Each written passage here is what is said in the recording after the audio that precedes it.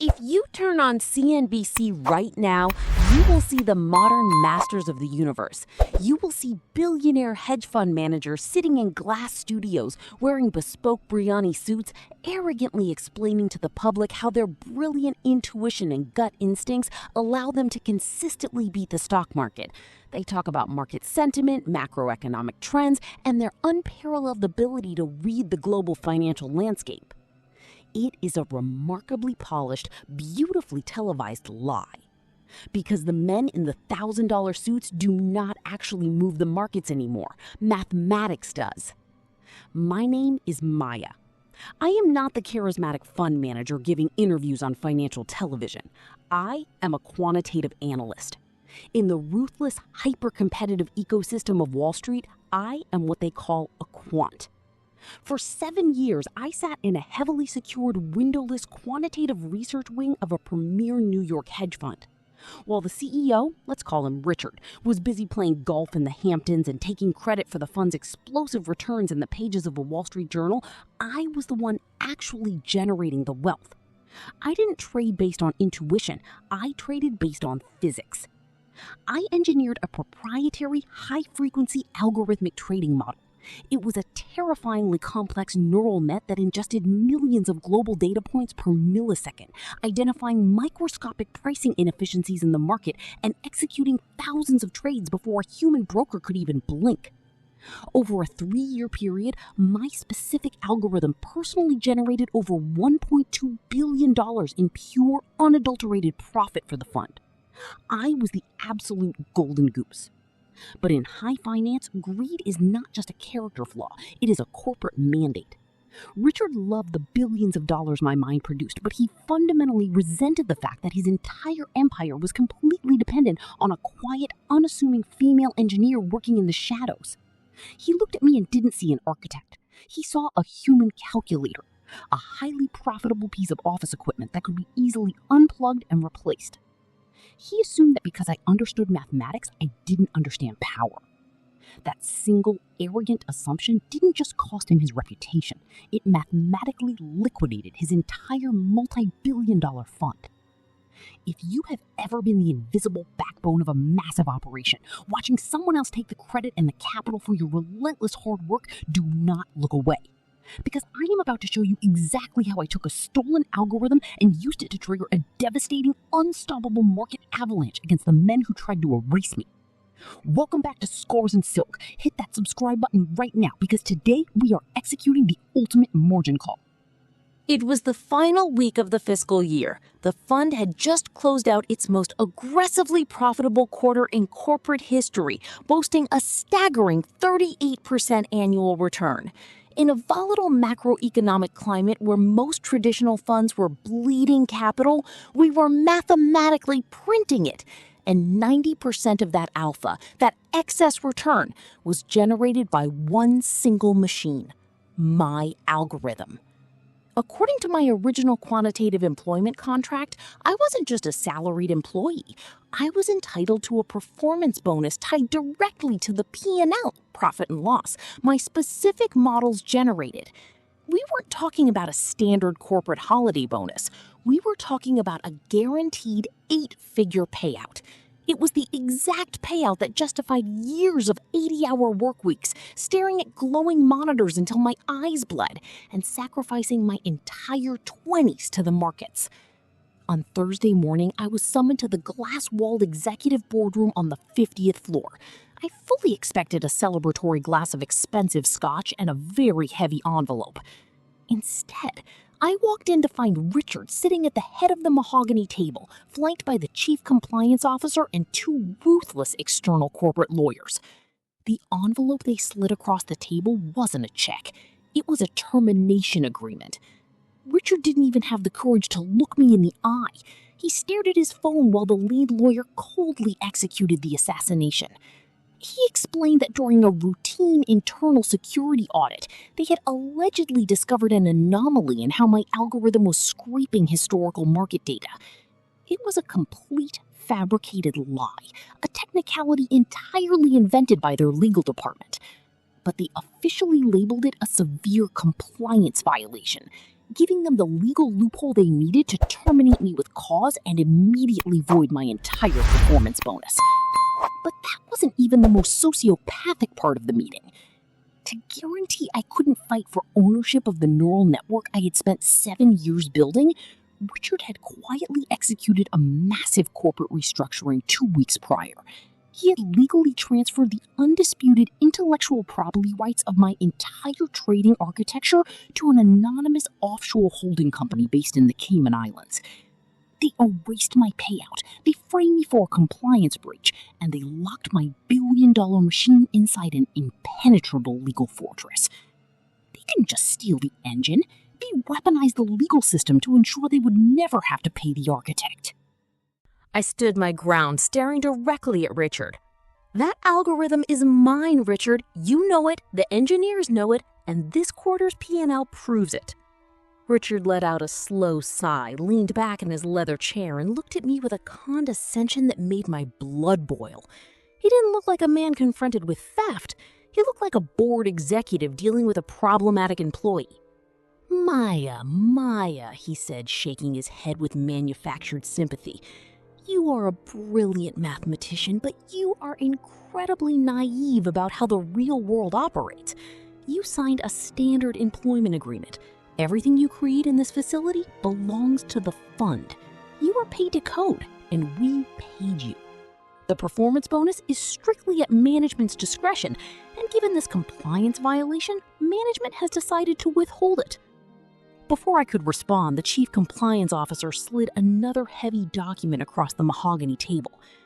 And there is one more detail, Richard continued, a cold smile forming that didn't reach his eyes. Your original contract contains a highly restrictive non-compete clause. The exact second you walk out that door, you are legally barred from working for any other hedge fund, investment bank, or quantitative trading firm on Wall Street for the next 3 years. 3 years. In quantitative finance, 3 years away from the markets is an absolute professional death sentence. The models shift, the technology advances, and your skills become entirely obsolete.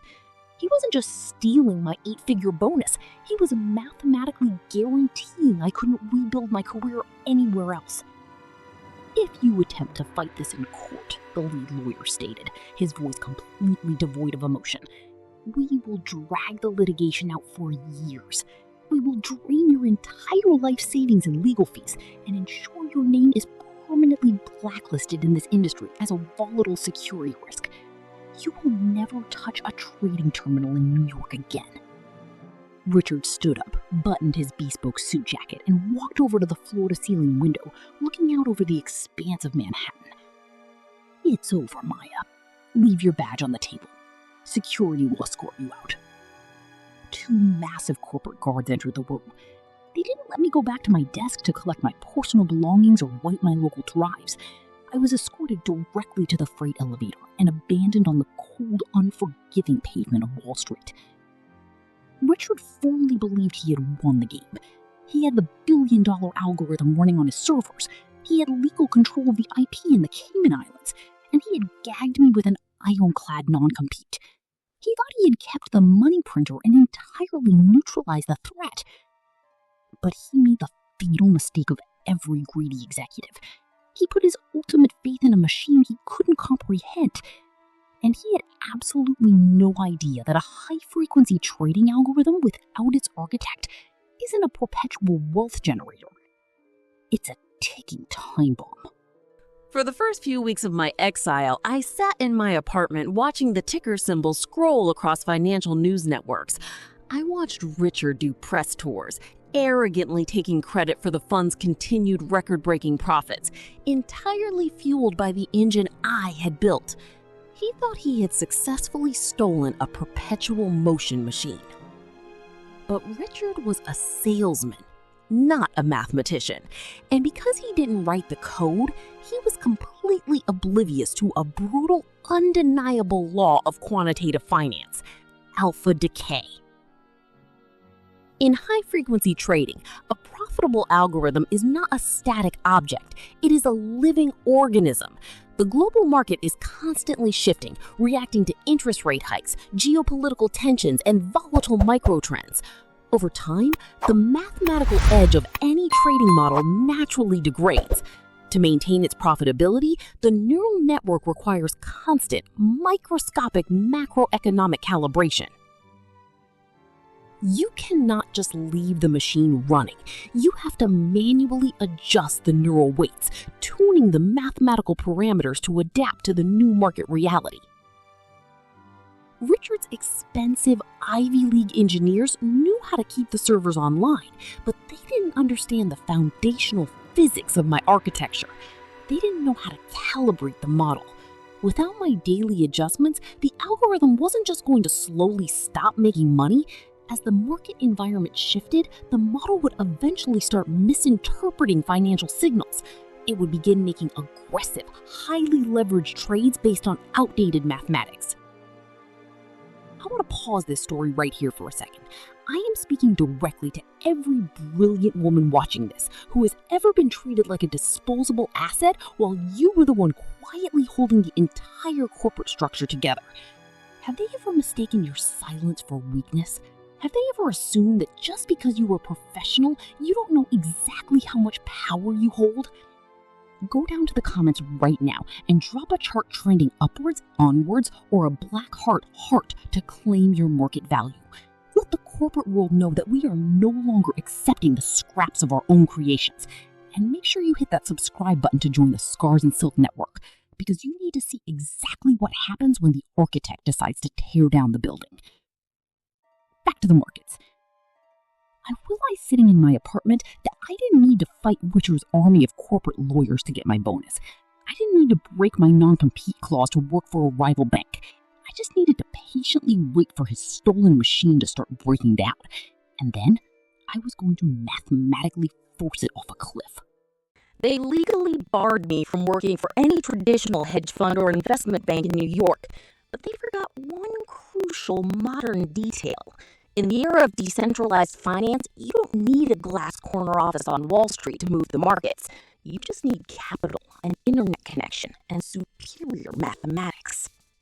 I took every single dollar of my personal savings, liquidated my retirement accounts, and quietly opened an anonymous, heavily encrypted institutional trading account through a prime broker in Geneva. I didn't need investors. I became my own shadow fund. For 2 months, I lived completely in the dark, surrounded by 6 glowing monitors.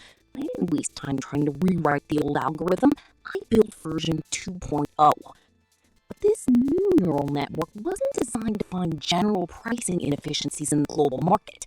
It was designed with a terrifyingly specific, singular purpose: to hunt my original machine.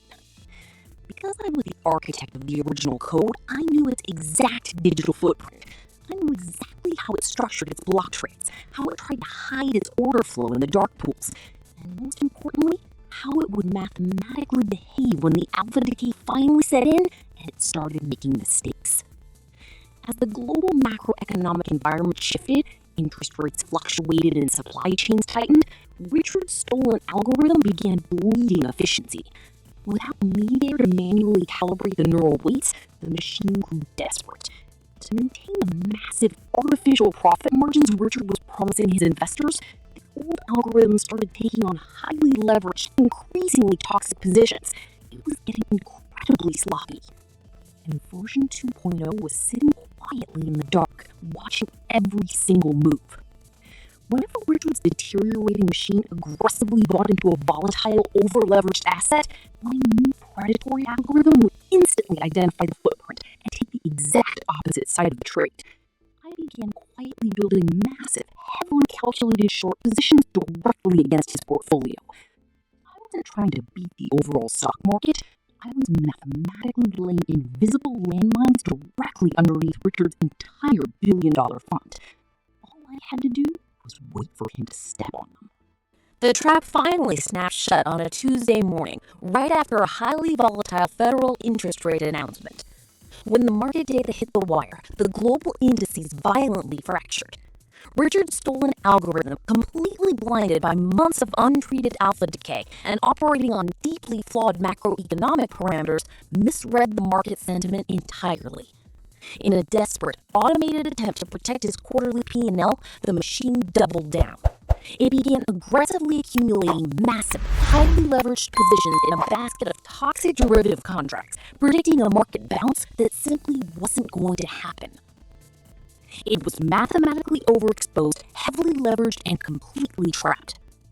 Sitting in my dark apartment, my screens violently flashed neon green. Version 2.0 had detected the exact digital footprint of Richard's trade. I didn't hesitate. I authorized my shadow fund to execute the kill shot. I didn't just take the opposite side of his trades, I engineered a massive algorithmic liquidity vacuum. Version 2.0 aggressively flooded the dark pools with precision short sell orders, perfectly timed to intercept and crush the exact assets Richard's machine was desperately trying to buy. By artificially choking the supply and driving the price relentlessly downward, I forced his stolen algorithm to immediately trigger its own internal risk management stop losses. But here is the terrifying reality of high-frequency trading. When a massive fund is forced to automatically sell off a toxic asset in a dropping market, it drives the price down even further. Richard's machine entered a catastrophic, self-executing death spiral. Every time his algorithm automatically dumped a block of shares to stop the bleeding, version 2.0 was right there, mathematically forcing the price lower, triggering the next wave of his internal stop losses. I was using the sheer, brutal weight of his own massive portfolio to crush him. Back in his pristine glass-walled headquarters in Manhattan, the alarms on the trading floor were screaming. Richard and his team of Ivy League engineers were standing frozen, staring at a wall of monitors that were bleeding violent, inescapable red. They frantically tried to hit the manual override, desperately attempting to sever the algorithmic connection to the exchange. But it was too late. In quantitative finance, by the time a human being physically reaches out to unplug a server, a high-frequency machine has already executed 10,000 trades. In a span of exactly 14 minutes, I completely drained the liquidity out of his flagship portfolio. I didn't hack his mainframe. I didn't break a single law. I just mathematically forced his stolen, deteriorating machine to eat itself alive on the open market. The silence on Wall Street after a financial massacre is deafening. By 1 p.m., the bloodbath was completely irreversible. Because Richard's algorithm had taken on catastrophic amounts of leverage to try and mask its deteriorating performance, the massive sudden drop in portfolio value triggered the ultimate Wall Street death sentence, a margin call. His prime brokerage bank, terrified of absorbing his massive toxic debt, immediately demanded hundreds of millions of dollars in liquid cash to cover the deeply underwater positions. Cash that Richard simply didn't have. When you fail to meet a margin call, you lose control of your company. By 4 p.m., the clearinghouse stepped in, locked Richard and his executives out of their own trading accounts, and systematically liquidated the entire remaining portfolio at fire sale prices. A multi-billion-dollar hedge fund, built on my genius, stolen by a sociopath, and hidden in an offshore shell company, was mathematically erased from the market in a single afternoon. Their assets under management went to absolute zero. And sitting in my quiet apartment, I calmly closed out my massive short positions, booking a 9-figure profit directly into my anonymous institutional account. I didn't just take back the 8-figure bonus he originally owed me, I legally absorbed the entire net worth of his ruined empire. To every brilliant woman building the spreadsheets, engineering the models, or silently running the operations that keep these corporate empires afloat, never forget who actually controls the board. They can put their names on the door. They can wear the expensive suits and give the arrogant interviews on financial television. They can even weaponize their legal teams to lock you out of the building. But capital is just fuel. The mind is the engine. Never hand the keys of your intellectual empire to a man who only knows how to spend the money, but fundamentally cannot understand the math. If this story woke you up today, do not keep it to yourself. Send this video to a woman in tech, in finance, or in business who needs a brutal reminder of her actual market value. Go down to the comments right now and drop a bullseye or a chart so I know the architects are finally taking back the market. And make make sure you hit that subscribe button to join the Scars and Silk Empire. Because we aren't just building the algorithms anymore, we are controlling the capital.